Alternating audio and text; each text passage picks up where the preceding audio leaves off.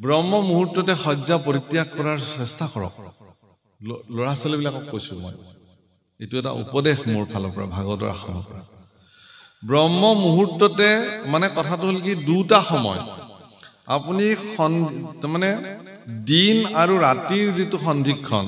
ইয়াক সন্ধ্যা সন্ধ্যা বোলে আৰু ৰাতি আৰু দিনৰ যিটো সন্ধিক্ষণ এইটো প্ৰাতঃ সন্ধ্যা বোলে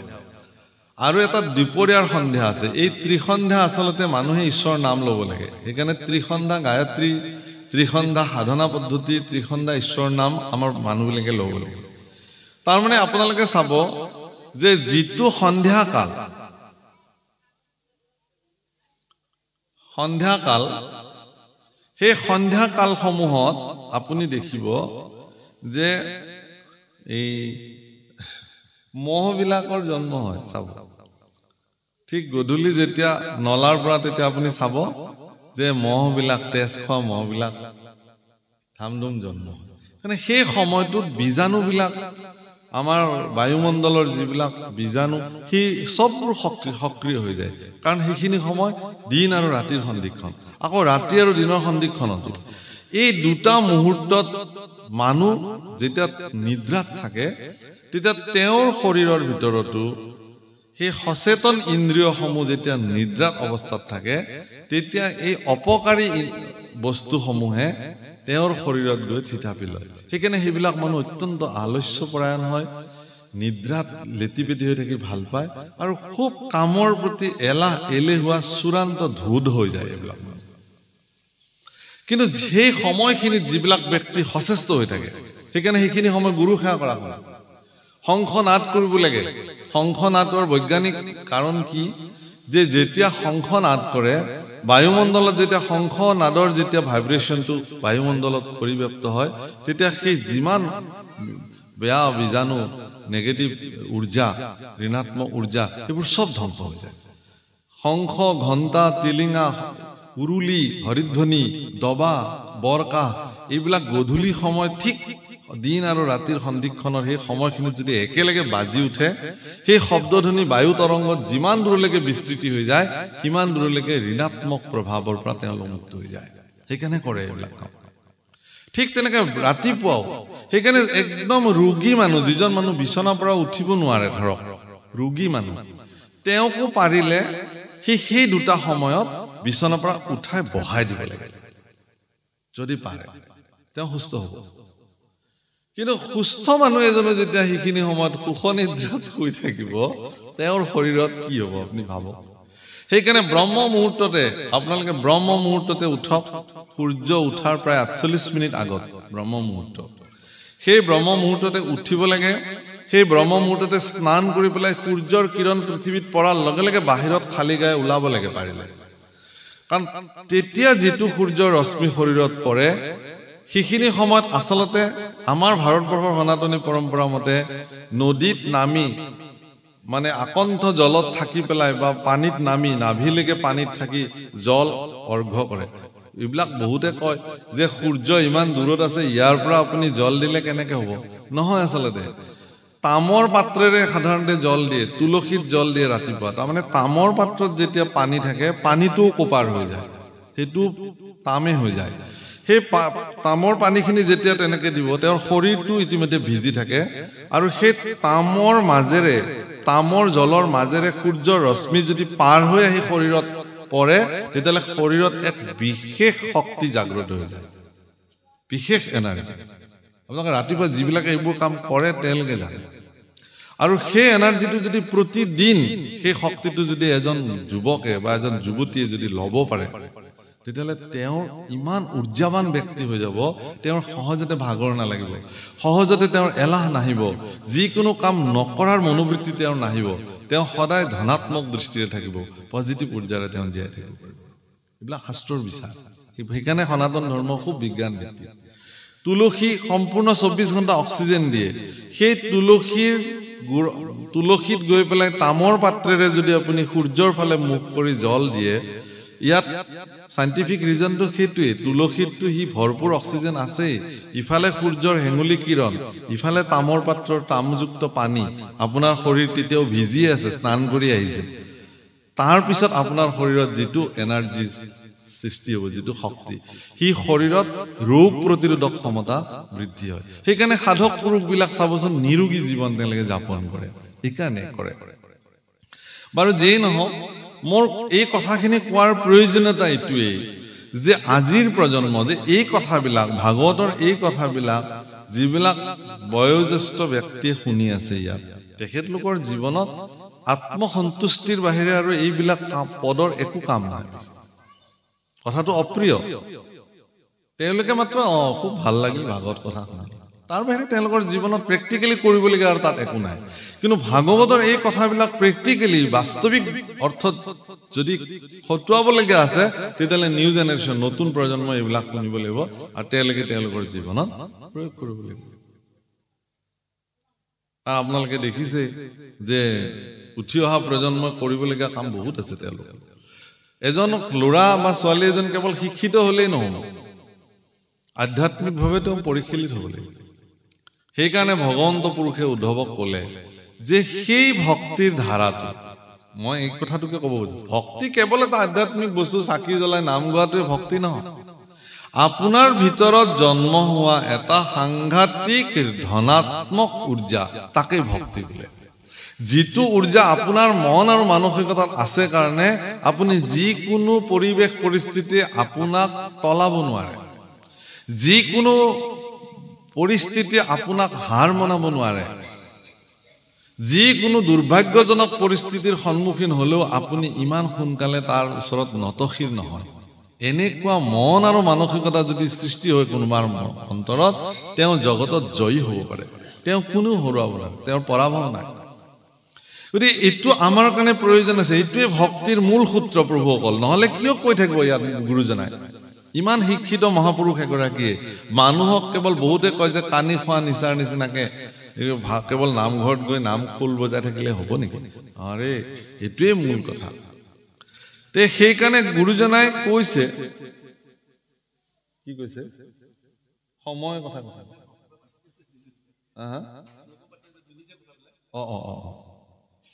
তাৰমানে প্ৰভু মই এইকাৰণে কৈছো যে আজি এখেতলোকে বহিবৰ কাৰণে এডাল বাঁহ লগা হৈছে। মানে মই বাস্তৱ উদাহৰণ দিছো। মই সুধিলো কিয় গৈছে এইফালে, মই একো কোৱা নাই, কথাটো হয় কাৰণ তেখেতলোকৰ এতিয়া এইটো বয়স হৈছে, এটা যেনেকুৱা ছাপৰ্ট এটা হলে বহি থাকিবলৈ সহজ হয়, কাৰণ এটা বয়স হলে মানুহৰ এইটো হয়। গতিকে তেখেতলোকে ভাগৱত শুনি তাক জীৱনত কাৰ্যকৰী কৰিবৰ কাৰণে তেওঁলোকৰ বয়স আছে জানো? কিন্তু তেওঁলোকৰ এটাই কাম ভাল হ'ব যে তেওঁলোক বয়োবৃদ্ধ লোক হিচাপে উঠি অহা প্ৰজন্মক ইয়াৰ এক উপদেশ সুন্দৰকে দিব পাৰিব যে আমি যি কৰিলো তোমালোকে কিন্তু এইখিনি কাম কৰা, তোমালোকে জীৱনটোক পৰিশীলিত কৰা। সেইকাৰণে কৃষ্ণ পুৰুষৰ দৰে এগৰাকী শক্তিশালী ঈশ্বৰ পুৰুষ, সমগ্ৰ বিশ্ব ব্ৰহ্মাণ্ডৰ যিজন মালিক, সমগ্ৰ বিশ্ব ব্ৰহ্মাণ্ডৰ হৰ্তা-কৰ্তা বিধাতা, তেওঁৰ প্ৰপন্ন শিষ্য উদ্ধৱৰ আগত কৈ গৈছে ভক্তিক কেনেকে প্ৰৱৰ্তাই ৰাখিব লাগিব। আৰু সেই বিৰল স্থানত, ভগৱানৰ বিৰল স্থানত চৰণ যুগলত উদ্ধৱে আহি প্ৰণিপাত নিবেদন কৰি কাণ দিছে। ৰাম কৃষ্ণৰ বিয়োগে অগ্নি অন্তৰ্গতে হৃদয় দগ্ধ কৰে, শোকে মকমুকি কৰন্ত কন্দন নয়নৰ নীৰজৰে।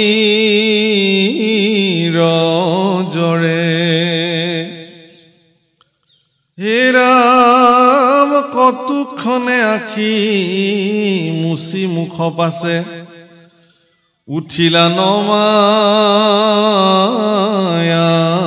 মাথ কৰি কৃতাঞ্জলি বুলিবে লাগিলা। শোকে গদগদ মাত ৰাম বংশক সংহৰি এৰি ভূমি তুমি যাই বাহা জানিলো আমি। ঋষি সাপ বাপ ব্যৰ্থ নকৰিলা যিহেতু জগত স্বামী। ঈশ্বৰ পুৰুষে ঋষি সাপ ব্যৰ্থ নকৰিলে, কাৰণ ঋষি এগৰাকীয়ে এদিন যদু বংশৰ ল'ৰাবিলাকে এগৰাকী ঋষিক, ত্ৰিকালজ্ঞ ঋষিক পৰীক্ষা চাইছিলে যে এওঁনো কিমান ত্ৰিকালজ্ঞ। সেইকাৰণে এগৰাকী ধুনীয়া ল'ৰাক, যদু বংশৰ এটা ধুনীয়া ল'ৰা, ছোৱালীৰ নিচিনা দেখা ধুনীয়া ল'ৰা এটা ছোৱালীৰ সাজ সজ্জা পৰিধান কৰি এক টুকুৰ লোহা পেটৰ ভিতৰত দি কাপোৰ মেৰাই মেৰাই গৰ্ভৱতী নাৰী কৰি পেলাই তেওঁৰ সন্মুখত লৈ গ'ল যে হে ত্ৰিকালজ্ঞ মহাপুৰুষ, তুমি বাৰু কোৱাচোন আমাৰ এই কন্যা সন্তানগৰাকীৰ, আমাৰ এই কন্যাগৰাকীৰ গৰ্ভত ল'ৰা সন্তান আছেনে ছোৱালী সন্তান আছে? আপুনিতো ত্ৰিকালজ্ঞ। তেওঁ ধ্যানত বহিলে, ধ্যানত বহি দেখিলে যে এইটো আভুৱা ভাৰিবলৈ আহিছে। তেওঁৰ মুখেৰে ওলাই আহিলে, যা, এইটোতো ল'ৰাও নহয় ছোৱালীও নহয়, এটুকুৰ লোহাহে আছে ভিতৰত, এই লো টুকুৰে তহঁতৰ বংশ বিনাশ হৈ যাব, কৈ দিলে মুখেৰে। হাহাকাৰ লাগি গ'ল, ঋষিৰ মুখৰ বাণী, ইমান ত্ৰিকালজ্ঞ পুৰুষ, এক টুকুৰ লোহাই এটা বংশ বিনাশ কৰিব। ভগৱান কৃষ্ণৰ বংশ, তাকো যদু বংশ বুলিলে বুলিব নাই, যদু সেনানী বুলিলে বুলিব নাই। এগৰাকী সেনাৰ অক্ষয়ণী সেনাৰ সমান শক্তি তেওঁলোকৰ, সমস্ত পৃথিৱীয়ে যাক ভয় কৰে। এনেকুৱা যদু বংশ দ্বাৰিকাত অৱস্থিত হৈ থকা প্ৰতিগৰাকী যদু বংশৰ মাজত হাহাকাৰ লাগি গ'ল। আৰু তেওঁলোকে গৈ বয়োবৃদ্ধ যদু বংশসকলক গৈ পেলাই এই কথাটো ক'লে যে আজি বৰ ডাঙৰ অনৰ্থক এটা হৈ গ'ল, এনেকুৱা ঋষি সাপৰ দ্বাৰা অভিশপ্ত হলো আমি। তেতিয়া বয়োবৃদ্ধবিলাকে এটা উপায় দিলে কি, যে যিহেতু এই লোহা টুকুৰে আমাৰ মৃত্যুৰ কাৰণ, বংশটো ধ্বংসৰ কাৰণ, গতিকে এই লো টুকুৰ সাগৰৰ পাৰত গৈ শিলত ঘঁহি ঘঁহি ঘঁহি ঘঁহি শেষ কৰি দিব লাগে। কথামতে কাম, বাহুবলী পৰাক্ৰমী বীৰ পুৰুষসকলে গৈ শিলত ঘঁহি ঘঁহি ঘঁহি ঘঁহি একদম প্ৰকাণ্ড লোহা টুকুৰ শেষ কৰি দিলে। অকমান বাচিলে, বোলে এইখিনি এতিয়া ঘঁহিবলৈও টান, হেৰি কৰিবলৈ টান, এইখিনিয়েনো আমাৰ যদু বংশক কি কৰিব বুলি সাগৰত দলি মাৰিলে। তাকে মাছে খালে, সেই মাছৰ পেটত সেই লো টুকুৰ ওলাল। ব্যাধে দেখিলে যে এইটুকুৰ বৰ তীক্ষ্ণ লোহা, মোৰ তীৰ বনাবলে ভাল হ'ব বুলি লৈ গ'ল। আৰু জীপাত তীৰেৰে ভগৱান কৃষ্ণ বৈকুণ্ঠী প্ৰয়াণ কৰিছে। আৰু সেই লোহাৰ গুৰিবিলাক, এগৰাকী ব্ৰাহ্মজ্ঞ ঋষিৰ মুখৰ বাণীৰ ইমান ক্ষমতা যে সেই লোহাৰ গুৰিবিলাক সাগৰৰ পাৰত জন্ম হোৱা খাদুৰী আৰু মাদুৰী বনৰ গাত লাগি লাগি থাকিল সাগৰত ঢৌতে। গতিকে সেই মাদুৰী বন কুঁহিয়াৰৰ নিচিনা মতা মতা লাঠিৰ নিচিনা সাদুৰী মাদুৰী বন সাগৰৰ পাৰত জন্ম হয়, বালি চাপৰি। তাতে প্ৰভাসত, তাতে তেওঁলোকে পিকনিক খাবলৈ গ'ল এদিন, আৰু তাতে মদ্যপান কৰিলে, ফূৰ্তি কৰিলে। আপোনালোকে যিবোৰ কথা আমাৰ বৰ্তমানো জগতত চলি আছে, উত্ৰাৱল হৈ পিকনিক খাবলৈ গৈ মানুহ মৰে নহয়, মাৰামাৰি লাগি পেলাই, একেই কাণ্ড। তাতেও গৈ ইজনে সিজনৰ লাগি কাজিয়া লাগি নিজৰ নিজৰ মাজতে কোবোৱা কোবোকে চববোৰ মৰি থাকিলে। কাকো কোনেও একো বাধা দিব নোৱাৰিলে। শেষত বলোৰামে এনেকুৱা তেওঁৰ চকুৰ সন্মুখত হোৱা পৰিঘটনা সহিব নোৱাৰি তেওঁ সমাধিত বিলীন হৈ তেওঁ প্ৰাণ ত্যাগ কৰিলে। তাকে দেখি ভগৱান কৃষ্ণই বোলে মোৰো সময় হৈছে, তেওঁ গৈ শিশু অশ্বত্থ বৃক্ষৰ তলত বহাৰ সিদ্ধান্ত ললে। আৰু সেই সময়তে গৈ উদ্ধৱে তেওঁ দৰ্শন কৰিছে। উদ্ধৱে জানে যে এতিয়া ঋষি সাপ বৰ ব্যৰ্থ নকৰিলে। ভগৱান কৃষ্ণৰ জন্মৰ মূল কাৰণটোৱে আছিল কি, গো ব্ৰাহ্মণ্য হিতায় চ। ব্ৰাহ্মণ আৰু গো মানে গোকুল, মানে গৰু বিলাকৰ নিৰাপত্তা আৰু ব্ৰাহ্মণৰ নিৰাপত্তা, এইটো ভগৱান কৃষ্ণৰ মানে সংকল্প আছে তেওঁৰ জন্ম। গতিকে সেইকাৰণে তেওঁ নিজে গৰু চৰাইছিল, যাৰ নাম গোবিন্দ। সেইকাৰণে গোকুলত তেওঁ ডাঙৰ হৈছিল, গৰুৰে স্থানত তেওঁ ডাঙৰ হৈছিল ভগৱান কৃষ্ণ। ব্ৰাহ্মণৰ যি ক্ষমতা, ব্ৰাহ্মণ বুলি ক'লে ব্ৰহ্ম জানন্তি চ ব্ৰাহ্মণ, ব্ৰহ্মক যিজনে জানিব পাৰে তেওঁ ব্ৰাহ্মণ। আপুনি যদি ব্ৰহ্মক জানিব পাৰে আপুনিয়ে ব্ৰাহ্মণ আপোনাৰ নিৰাপত্তাৰ কাৰণে ভগৱানে যি কৰিব লাগে তাকে থাকে তে গতিকে সেই ব্ৰাহ্মণৰ বাণী সাধকসকলৰ বাণী যাতে জগতত নিশেষ হৈ নাযায় সেইকাৰণে ভগৱানে ঋষি সাপটো ব্যৰ্থ নকৰিলে এই কথা আজি উদ্ধৱে স্বীকাৰ কৰিছে যে প্ৰভু তুমি পৰম জগতৰ স্বামী সেইকাৰণে তুমি তোমাৰ ঋষি সাপ তুমি ব্যৰ্থ নকৰিলা ৰাম তোমাৰ চৰণ নেদেখি খনেকো ও থাকিবে নোৱাৰো হৰি তুমি এৰিলাত ঐ বন্ধু মাধৱ অৱশ্যে যাইব মৰি তুমি যদি এৰি যোৱা প্ৰভু তুমিতো মোৰ পৰম বান্ধৱ তুমি মোৰ ইষ্টদেৱ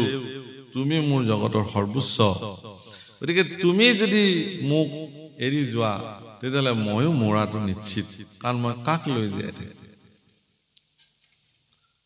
প্ৰভুকল ভগৱান কৃষ্ণ ভক্তসকলৰ কাৰণে জীৱন গোপীবিলাকে কৃষ্ণক অকল কৃষ্ণ বুলি সম্বোধন কৰা নাই প্ৰাণ কৃষ্ণ বুলি সম্বোধন কৰিছে হে প্ৰাণ কৃষ্ণ ৰাসত গোপীসকলে কি বুলি কৈছে ভগৱান কৃষ্ণ হে প্ৰাণ কৃষ্ণ তাৰমানে তুমি আমাৰ প্ৰাণ প্ৰভুকল অকল ভগৱান কৃষ্ণক গোপীসকলে প্ৰাণ বুলি মান্যতা কৰিছে এনে নহয় স্বয়ং ভগৱান কৃষ্ণইও ভক্ত গোপীসকলক তেওঁৰ প্ৰাণ বুলি গণ্য কৰিছে জীৱন বুলি গণ্য কৰিছে যেতিয়া মথুৰালৈকে লৈ যায় অক্ৰূৰে ভগৱান কৃষ্ণই অক্ৰূৰক কৈছে যে হে খুৰাদেউ তেওঁলোকৰ বংশত সম্বন্ধত খুৰাক হয়তো তেওঁ তাৰ পৰা আহিছে মথুৰাৰ পৰা কংসৰ ভায়েক হয় সেইকাৰণে আপোনাৰ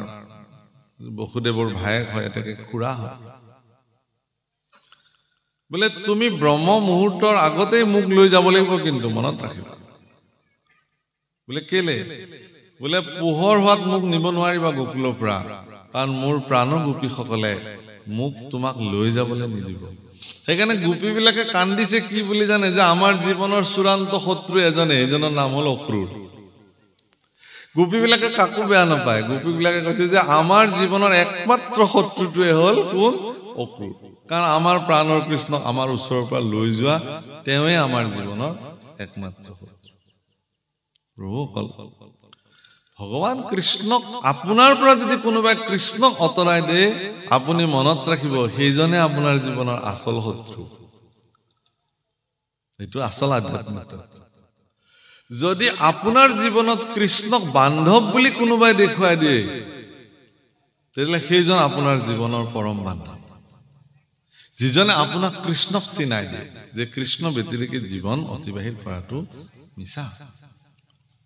গতিকে যিজনে আপোনাৰ জীৱনৰ পৰা কৃষ্ণক অতৰাই লৈ যায় বাদ দিয়ক কি হ'ব ধৰ্ম কৰি বাদ দিয়ক কি হ'ব গুৰু ধৰ্ম পালন কৰি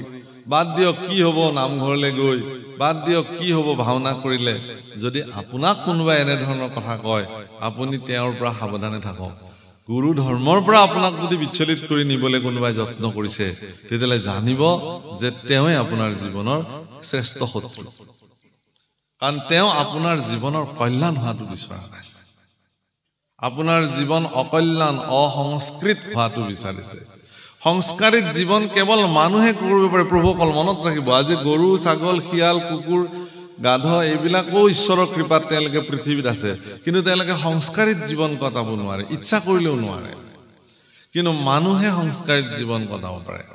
মানুহক এইটো ঈশ্বৰে ক্ষমতা দিছে তেওঁলোকে সংস্কাৰিত জীৱন কটাব পাৰে কেনেকে এজন মানুহে জীৱনত সঠিকভাৱে জীৱন নিৰূপণ কৰি চলিব লাগে এই কথা মানুহে জানে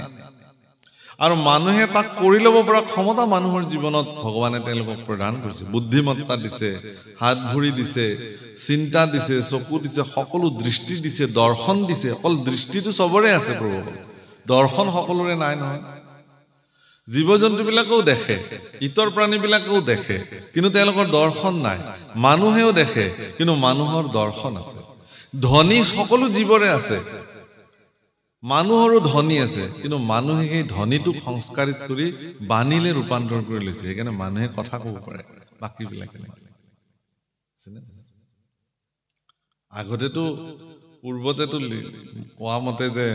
মানুহবিলাকতো জীৱ জন্তুৰ নিচিনাকে আছিলে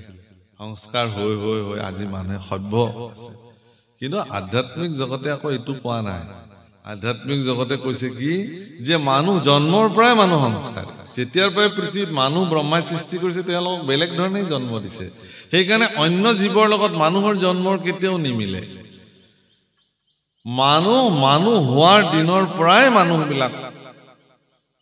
মানুহৰ নিচিনা আছে সদায় থাকিব গতিকে হে ভগৱান তুমি মোক যি ধৰণে কৃপা কৰিছা আৰু মই তোমাৰ যি ধৰণে সেৱাত ৰত হৈ আছো এতিয়া এটাকে তুমি যদি যোৱা তেতিয়াহ'লে ময়ো মৰি যাব লাগিব তুমি ব্যতিৰেকে মই যাব থাকিব নোৱাৰো এইটো এজন ভকতৰ ঈশ্বৰৰ প্ৰতি বাণী ঈশ্বৰৰ কি বাণী তেতিয়াহ'লে যেতিয়া অক্ৰূৰে তেওঁ মথুৰালৈকে লৈ আহিছে কংস নিধন কৰাৰ পিছত ভগৱান কৃষ্ণই উদ্ধৱক মাতি লৈ আহিছে লগত যে হে উদ্ধৱ মই তোমাক এটা নিবেদন কৰো কি যে তুমি বৃন্দাবনলৈ যোৱা গোকুললৈ যোৱা তাত মোৰ প্ৰাণৰ গোপীসকলক তুমি এবাৰ খবৰ লৈ আহা তুমি হয়তো মোক ক'ব পাৰা যে কোনোবা গোপীসকলে খাইছে নে নাই শুইছে নে নাই ভালকে জীৱন কটাইছে নে নাই তোমাৰ লগত কি আহে এৰা কথাটো হ'ল কিন্তু এই কথা মই তুমি ব্যতিৰেকে বেলেগক ক'ব নোৱাৰো এই কাৰণেই যে গোপীসকলৰ প্ৰতি মোৰ যিটো আন্তৰিকতা তেওঁলোক মোৰ সমৰ্পিত ভক্ত তেওঁলোকৰ প্ৰতি মোৰ যি আন্তৰিকতা সেইটো মই বেলেগক বুজাব নোৱাৰো এটাকে তুমি যোৱা ওয়ারে হামু বিনে গোপী আরে হামু বিনে গোপী রতিলেকে যুগ যায় হামু বিনে গোপী রতিলেকে যুগ যায় এটা তিল সমান সময় তেওঁলোকৰ কাৰণে এটা যুগ মোৰ অবিহনে তেওঁলোকে কথা কিমান ভাল পাব পাৰে ভগৱানক ইমান প্ৰেম ভগৱানৰ প্ৰতি তেওঁলোকে সমৰ্পিত মনোবৃত্তিৰে ভগৱানৰ ওচৰত তেওঁলোকে গৈ পেলাই নিজক সমৰ্পিত কৰিছিলে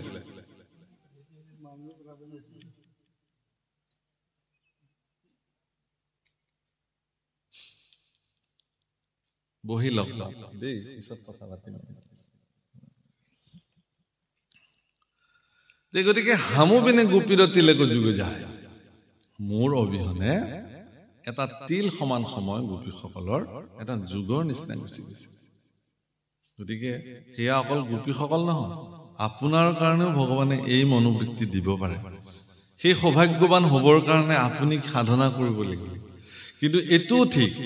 যে সেই সাধনাত যদি আপুনি সিদ্ধ হয় তেতিয়াহ'লে আপোনাৰ কাৰণেও ভগৱানে কান দিব কিন্তু আপোনালে মনত পেলাই পেলাই ভগৱানে আপোনাৰ ওচৰলৈ আহিব সেইটো এক নিয়ম সেইকাৰণে উদ্ধৱেও কৈছে যে প্ৰভু মই তুমি অবিহনে মই থাকিব নোৱাৰো ৰাম তুমি তপ পুণ্য তুমি বিনে শূন্য কিমান ধুনীয়া কথা কৈছে ও দেখো ইটো জগত কাৰ্পণ্যকো কৰো চৰণত ধৰো লয়ু কমুক লগত মোকো লৈ যোৱা তাতকে লগত তুমি যি পদ্ধতিৰে এই জীৱনৰ অৱসান কৰিব খুজিছা মোকো একেধৰণে লগত লৈ গুচি যোৱা কিনো অসুবিধা আছে কাৰণ তুমি মোৰ জীৱনৰ তপস্যা মোৰ কাৰণে তুমি মোৰ জীৱনৰ পুণ্য ফল সকলো তুমি ব্যতিৰেক মই এই জগতত মোৰ কোনো অস্তিত্ব নাই মই সকলো কেৱল শূন্য দেখো কিন্তু আমাৰ চিন্তা কি যে ধনেই মোৰ কাৰণে তপস্যা ঐশ্বৰ্য বিভূতিয়ে মোৰ কাৰণে সাধনা যশস্যা মান কৃতিত্বই মোৰ জীৱনৰ সৰ্বোচ্চ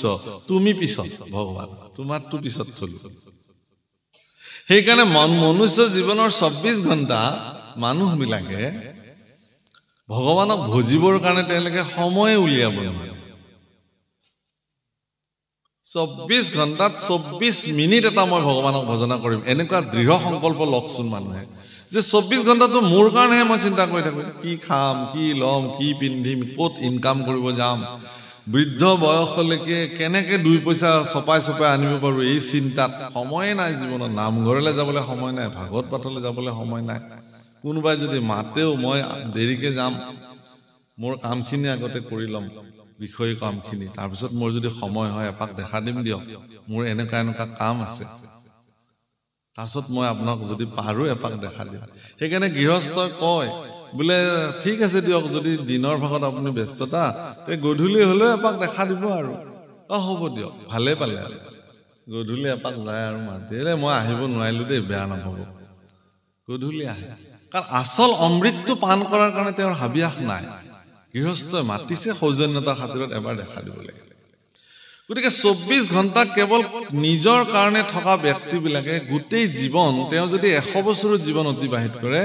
100 বছৰত তেওঁ এটা দিনো ভগৱানৰ কাৰণে সমৰ্পিত নহল হিচাপ কৰি যদি দেখে যে তেওঁ কৃষ্ণ সন্মুখী হৈ কিমান সময় থাকিলে কৃষ্ণ বিমুখী হৈ কিমান সময় থাকিলে দেখিলে যে গোটেই জীৱন কৃষ্ণ বিমুখী হৈ থাকিলে কেৱল বিষয় ধন টকা পইচা লাগে পুত্ৰ ভাৰ্যাক কেনেকে ঠিকছে টকা পইচা দি থৈ যাব পাৰো মাটি সম্পত্তি কেনেকে এগালমান কৰি থৈ যাব পাৰো মোৰ দেউতাক যিদিনাখন মই শ্মশানলৈ লৈ গৈছিলো কান্ধত তুলি পেলাই 2014 চনত মই সিদিনাখন এটা বিশেষ কথা অনুভৱ কৰিছো আগু পিছেও যাওঁ কিন্তু এই কথাটো ইমান মন কৰা নাছিল সমাজৰ লোকে ক'লে আপোনালোকৰ ইফালে উজনিৰ ফালে এইটো নিয়ম আছে নে নাজানো আমাৰ নামনিৰ ফালে এইটো নিয়ম আছে যে য'ত তেওঁ সৎকাৰ কৰা হয় শৱদেহটো তাত এটা যিকোনো মূল্য পইচা এটা পাতি পইচা এটা অৰ্পণ কৰিব লাগে কৰি বসুমতীৰ পৰা সেই 6 ফুট মাটি সেই কিনি ল'ব লাগে ক্ৰয় কৰিব মানে মই ভাবো যে এইটোনো কি নিয়ম কিন্তু নহয় আচলতে এইটো সমাজৰ কাৰণে এটা ডাঙৰ বাৰ্তা যে যিজন ব্যক্তিয়ে জীৱন্ত অৱস্থাত বাহাদুৰি মাৰিছিল যে মোৰ 100 বিঘা মাটি সেইজন মানুহ কিন্তু মৃত্যু তেওঁৰ শৱদেহটো সৎকাৰ কৰিবলৈ 6 ফুট মাটিও কিন্তু তেওঁৰ হিচাপত নাই কিন্তু জীয়াই থকাত সেইজন মানুহে কিন্তু বাহাদুৰি কৰিছিল যে মোৰ ইমান মাটিৰ মই মালিক মাটি কিন্তু পৰি থাকিল জোৰে মাটি সেই মাটি তেওঁ মৃত্যুৰ পিছত কোন মালিক হল চাবলেও তেওঁ আৰু জীৱনত কেতিয়াও আহিব নোৱাৰে ল'ৰা ছোৱালী সঠিকভাৱে সেই মাটিক উচিত মৰ্যাদা দি ৰাখিব পাৰিলে না নাই হেতুও তেওঁ নাজানে এইটো সমাজলৈ এটা শিক্ষা ধন টকা পইচা মাটি সম্পত্তি আমাক লাগিব মই নালাগে বুলি নকওঁ কিন্তু এইবোৰতে যেতিয়া মানুহ গোটেই জীৱন কেৱল মজি থাকে তেওঁ জীৱনৰ মনুষ্য জীৱন লৈ পেলাই যে অন্য এটা বিষয়তো তেওঁ ৰতি হ'ব লাগিছিল আৰু অন্য এটা সোৱাদো যে তেওঁৰ জীৱনত আছিল যিটো কৃষ্ণ ভক্তিৰ সোৱাদ হেতু তেওঁৰ জীৱনত কেতিয়াও প্ৰাপ্তি নহল যাৰ বিনিময়ত মনুষ্য জীৱন ধৰাৰ কোনো সাৰ্থকে তেওঁৰ জীৱনত নহল সেইকাৰণে উদ্ধৱে কৈছে যে উদ্ধৱটো বৃহস্পতিৰ শিষ্য আছিল সেই সময়ত এগৰাকী প্ৰসিদ্ধ শিক্ষিত লোক আছিল তেওঁ ইচ্ছা কৰিলে যিকোনো এগৰাকী প্ৰসিদ্ধ চক্ৰৱৰ্তী ৰজাৰ ওচৰত গৈ ক্ষত্ৰিয় বীৰ পুৰুষ হিচাপে যিকোনো এটা দায়িত্বত মকৰল লৈ পেলাই তেওঁ এটা বিলাসবহুল জীৱন কটাব পাৰিলে আজিৰ তাৰিখত শিক্ষিত মানুহৰতো চাকৰিৰ অভাৱ নাইতো যোগ্যতা ব্যক্তি যোগ্যৱান ব্যক্তিবিলাকৰ কাৰণে চাকৰিৰ কোনো অভাৱ নাই গতিকে তেওঁ পাৰিলেহেঁতেন কিন্তু তেওঁ কৰা নাই হেতু তেওঁ কেৱল কৃষ্ণৰ চৰণ সেৱাতে গোটেই জীৱনৰ সৰ্বোচ্চ জ্ঞান গৰিমা যশস্যা কৃতিত্ব সকলো তাত প্ৰয়োগ কৰিছে হনুমানৰ দৰে পৰম পৰাক্ৰমী পুৰুষ এজন য'ত হনুমানৰ বিষয়ে যেতিয়া গোস্বামী তুলসীদাসে তেওঁৰ চালিচা লিখিছে তাত তেওঁ কি বুলি কৈছে জ্ঞানী নাম অগ্ৰগণ্য পৃথিৱীত জ্ঞানীসকলৰ ভিতৰত 1 নম্বৰতে যাৰ নাম লিখিব পাৰি বুদ্ধিমতাম বৰিষ্ঠম বুদ্ধিত বৰিষ্ঠ আছিল তেওঁ আৰু শাৰীৰিক সামৰ্থ্যত তেওঁ বহুত বাহুবলী পৰাক্ৰমী লোক আছিল কিন্তু তেওঁৰ শাৰীৰিক বল পৰাক্ৰম বুদ্ধিমত্তা অত্যন্ত প্ৰখৰ বুদ্ধি সম্পন্ন সকলো তেওঁ কেৱল প্ৰভু ৰামচন্দ্ৰৰ চৰণ সেৱাৰ কাৰণে সমৰ্পিত কৰিছে সেইকাৰণে আজি উদ্ধৱে কৈছে যে মই কাৰ্পণ্যকো কৰো তোমাৰ চৰণত ধৰিছো মোকো তুমি লগত লৈ যোৱা